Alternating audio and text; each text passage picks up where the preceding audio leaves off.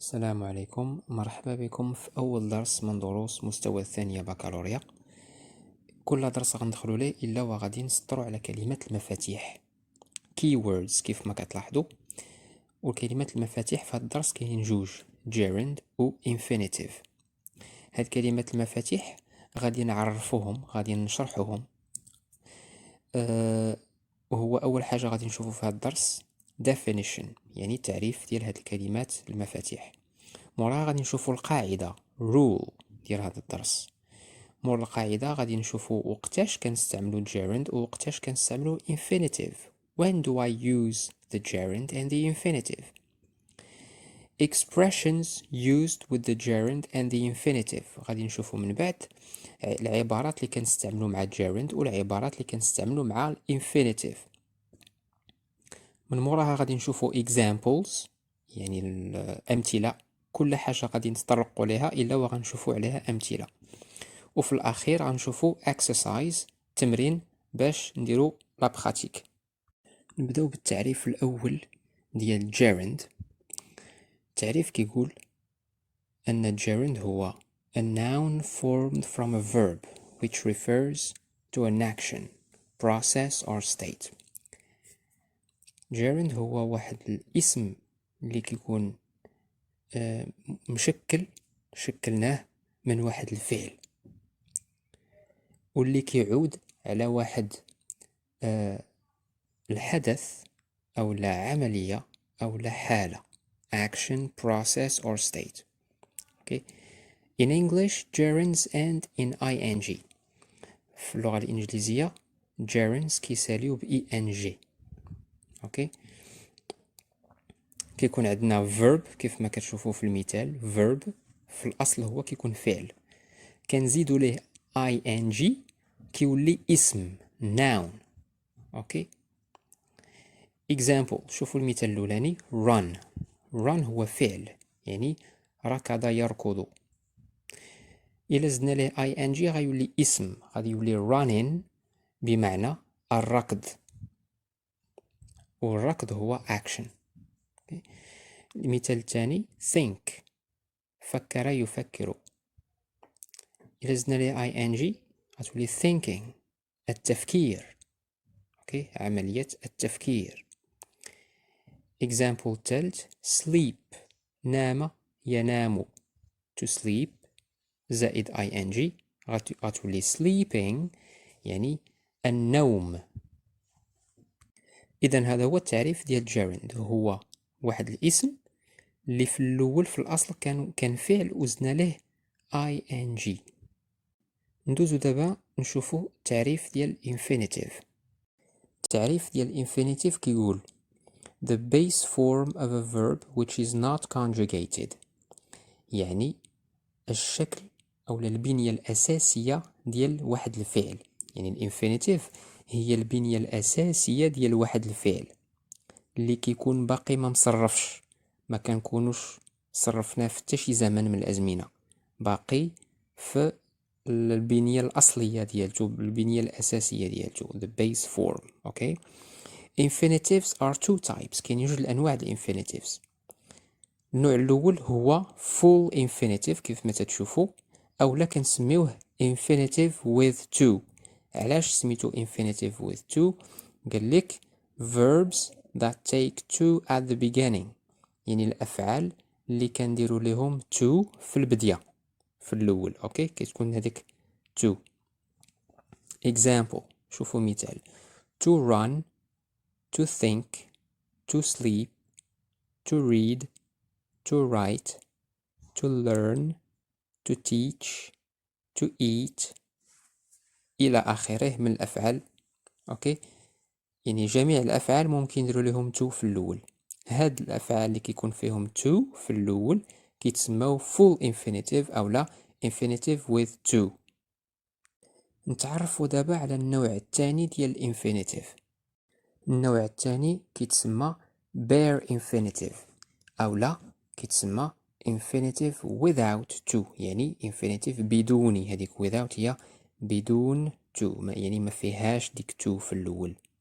verbs that do not take to at the beginning. اوكي، يعني الافعال اللي ما فيهمش to في الاول في البداية. example، استعملت نفس الافعال وحيدت لهم ديك to في الاول. run, think, sleep, read, write, learn, teach, eat, etc. إلى آخره من الأفعال. إذا الفرق واضح ما بين full infinitive و bare infinitive. infinitive هو اللي كنقولوا ليه بالعربية المصدر، أي الفعل اللي كيكون باقي ما تصرفش. دابا مني عرفنا تعريف يعني المفهوم ديال كلمة المفاتيح، ندوزو نتعرفوا على القاعدة ديال هاد الدرس.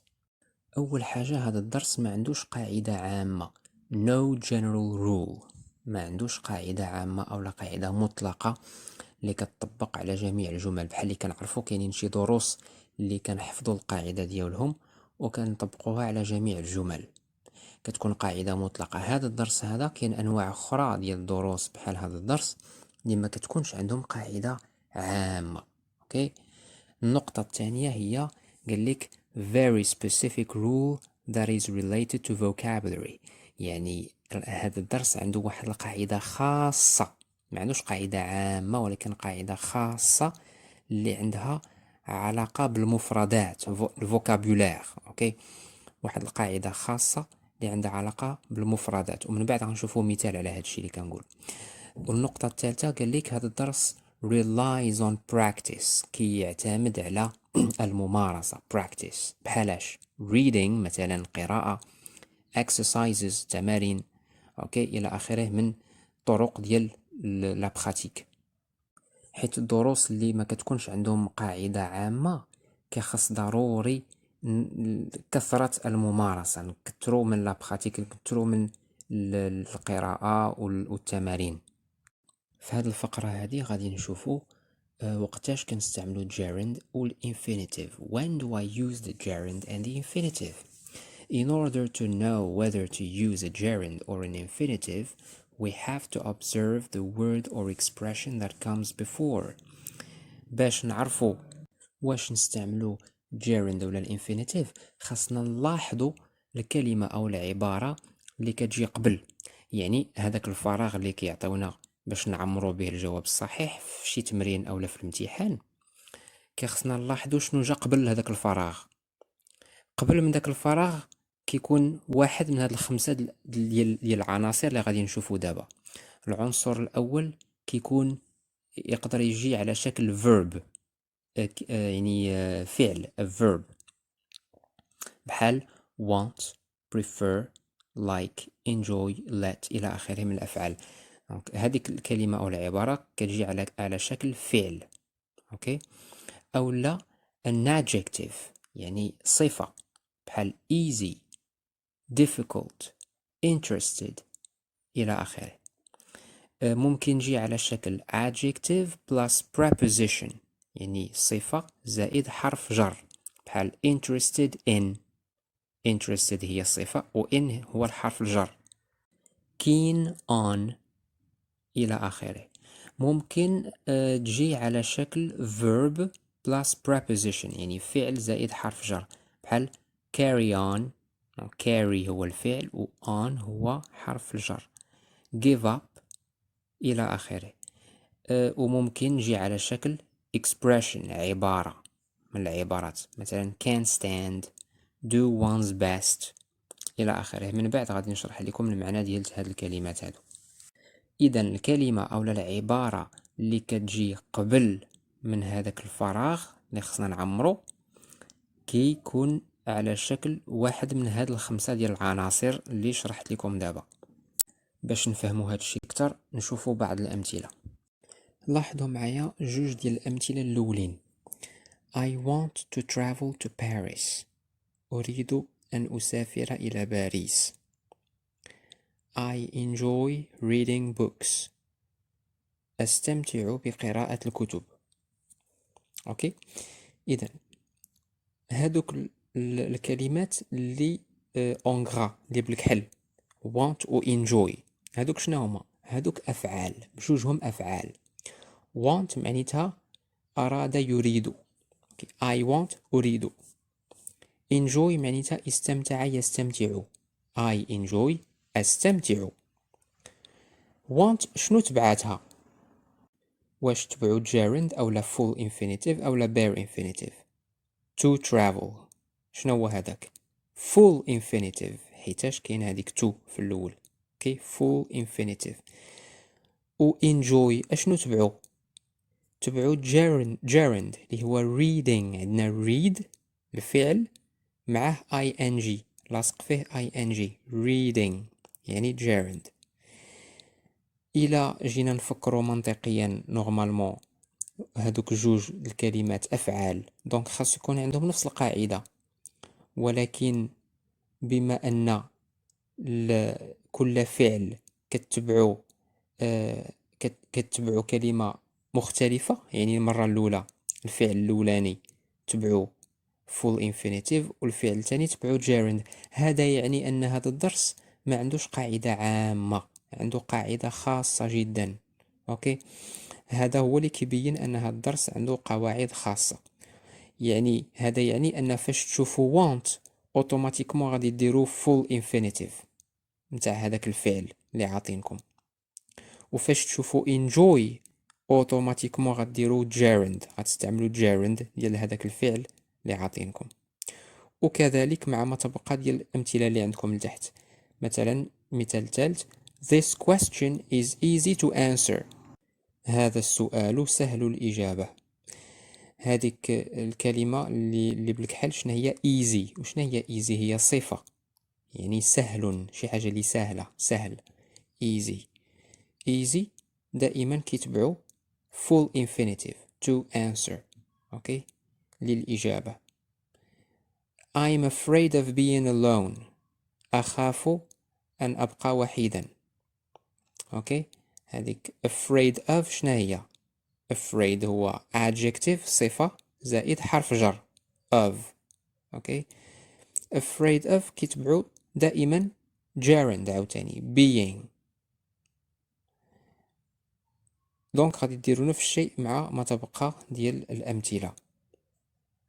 فاش تشوفوا apologized for غيتبعوا gerund، فاش تشوفوا can't stand غيتبعوا تا هو gerund إلى آخره.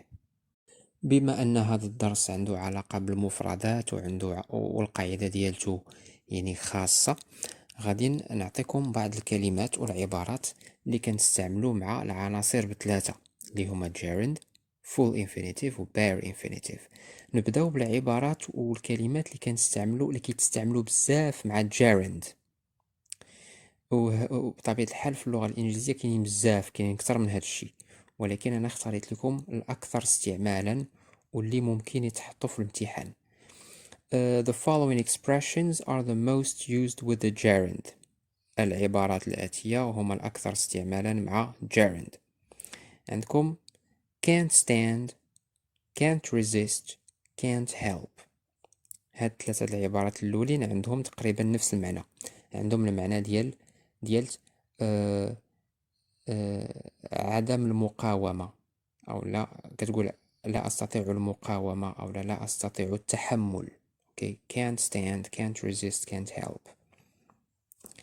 get be used to غتقدروا تلقاو يا إما get used to هكا مكتوبة أو لا be used to أو لا be accustomed to اللي حداها. هاد جوج عندهم نفس المعنى، بمعنى كتعود على واحد الحاجة، شي حاجة اللي كتولي عندك مألوفة. feel like هو فاش كيكون عندك المزاج انك دير واحد الحاجة. adore يعني يعشق. عندكم adore و love. adore يعشق، love يحب، enjoy يستمتع، fancy هذه الكلمة معنيتها يريد بشدة، يعني واحد الإرادة كتكون قوية. fancy هي الإرادة القوية. mind هاد mind كنستعملوها بزاف في الأسئلة، فاش كتقول شي واحد do you mind opening the door مثلا، هل تمانع في فتح الباب، هذيك هل تمانع هي mind. هنايا mind استعملت كفعل بطبيعة الحال. imagine. imagine هي يتخيل. look forward to يتشوق إلى. suggest يقترح. keep يستمر في. admit يعترف. avoid يتجنب. dislike يكره أو لا يحب. deny ينكر. consider يراعي أو لا يعتبر. finish ينهي. regret يندم. miss يشتاق يعني يشتاق إلى. detest يكره بحال dislike. detest يكره. prevent يمنع.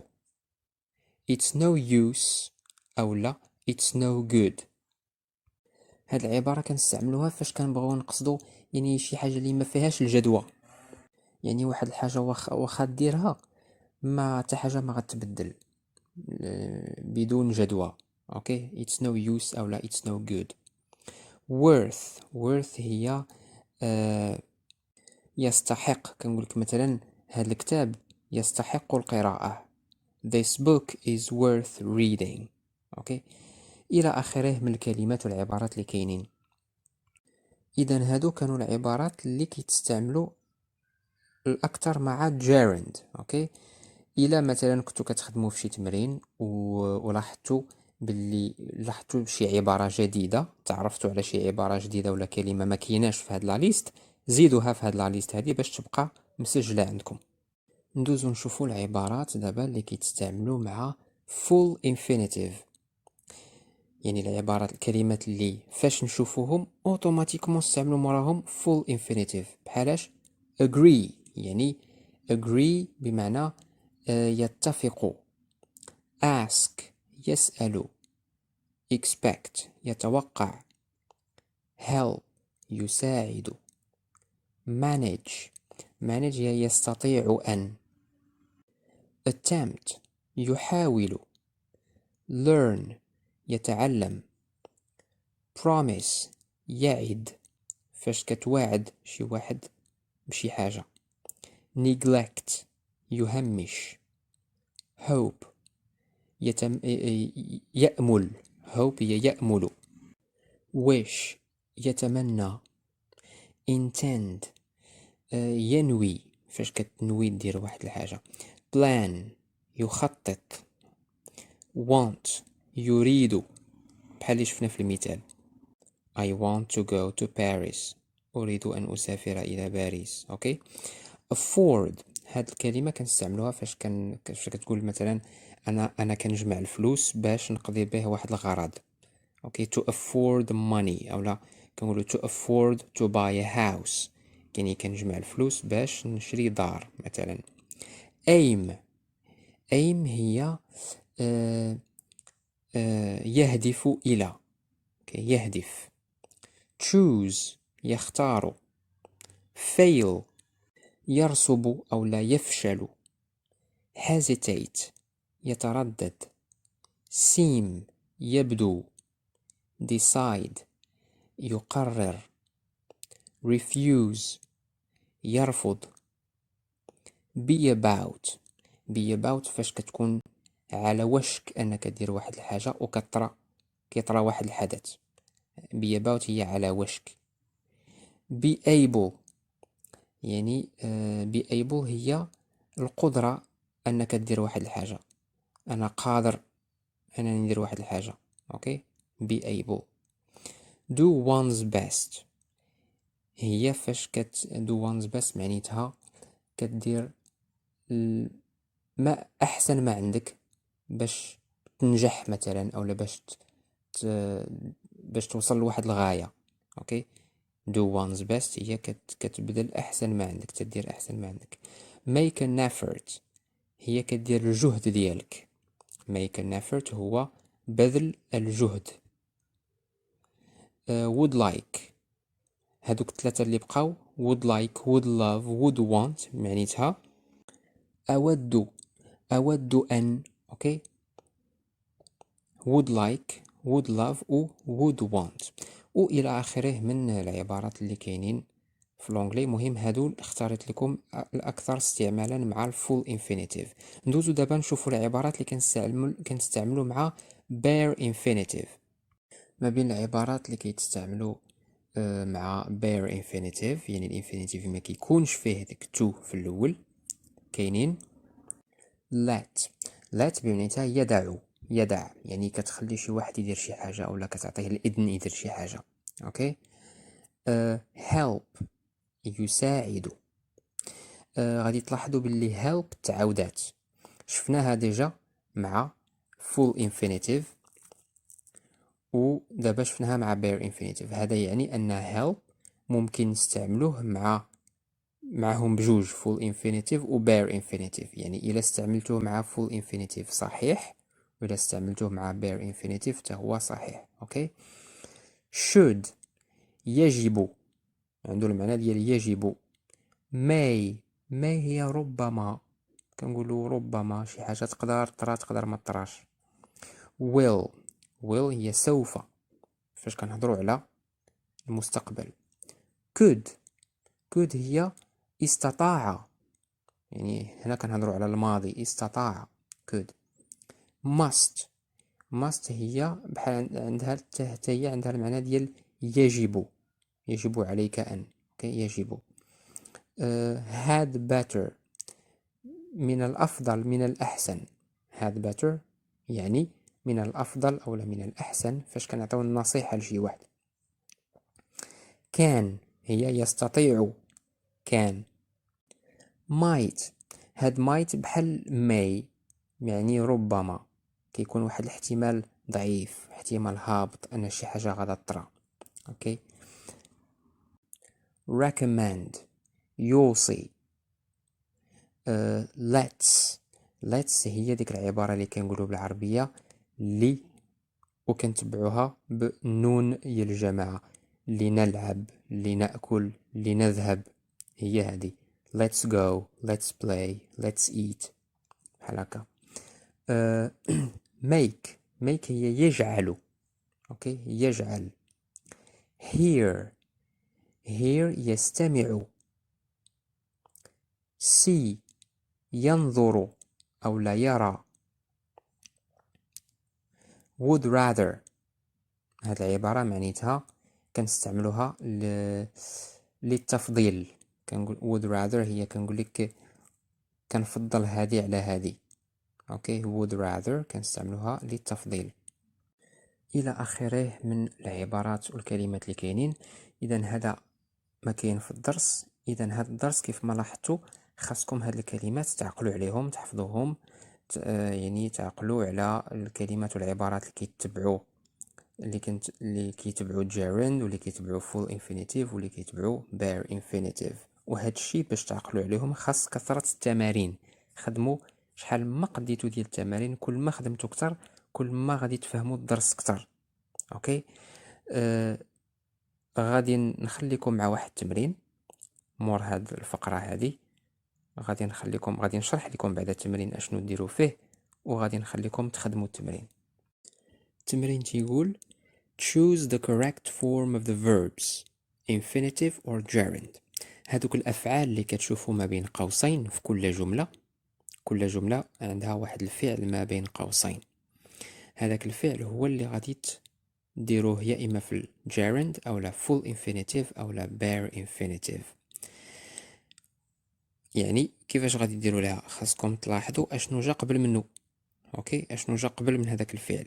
هذيك الكلمة ولا العبارة اللي جات قبل هي اللي غادي تبين لكم واش غادي تستعملوا gerund او لا full infinitive او لا bare infinitive. كبداية ممكن تستعنوا بهذوك الجداول، هذيك لي ليست اللي وريتكم ديال الكلمات، ممكن تستعنوا بهم الى بغيتوا كبداية. اوكي. ما حدكم يلاه بادين يلاه كتعلموا، ماشي مشكل، باش تشوفوا كيفاش كيتم هذا التمرين، كيفاش كنخدموه. اوكي. يعني قراو الجملة كاملة أول حاجة. ثانيا لاحظوا الكلمة ولا العبارة اللي جات قبل الفراغ اللي خصكم تعمروا باش تعرفوا اشنو غادي تستعملوا في الجواب. مثلا الجملة الأولى I am keen on، واش غادي تقولوا working أو لا to work أو لا work. اوكي، راه بحال هاد الشكل كيتحط التمرين في الامتحان، وبعض المرات في الامتحان كيحط لك بحال هاد الشكل تمرين ولتحت كيحط لك الاختيارات. هاد ثلاثه الاختيارات اللي يلاه ذكرت لكم دابا كيكتب لك working to work و work، وانتوما كتختاروا واحد فيهم، يعني الجواب الصحيح على حسب الجمله. كيف ما قلت لكم خصكم تلاحظوا العباره ولا الكلمه اللي جات قبل، وغديروا تماما نفس الشيء مع ما تبقى ديال الجمل. اذا كنتمنى يكون هذا الدرس هذا مفهوم ونكون توفقت في الشرح ديالو. غنخليكم مع باقي الجمل ديال هذا التمرين باش تخدموهم. خدموا التمارين بكثرة، ممكن تدخلوا الانترنت، دخلوا لجوجل، كتبوا السميه ديال هذا الدرس وحده، كتبوا اكزرسيس اولا اكسرسايز، وغيخرجوا لكم بزاف نتاع التمارين. خدموا شحال ما قدرتوا تخدموا ديال التمارين، او الا عندكم داك المطبوع الثاني، المقرر الثاني ديال التمارين، راه غتلقاو فيه تمارين ديال هذا الدرس، خدموهم. اوكي، يعني خدموا اكبر عدد من التمارين، حيت هذا الدرس كيف ما قلت لكم تحتاج الممارسة، لا براتيك، براكتيس. اذا ما تقطعوش لا فيديو، خليوكم باش تشوفوا ما تبقى ديال التمرين باش تخدموه. نشوفكم مع درس اخر ان شاء الله. good luck، حظ موفق.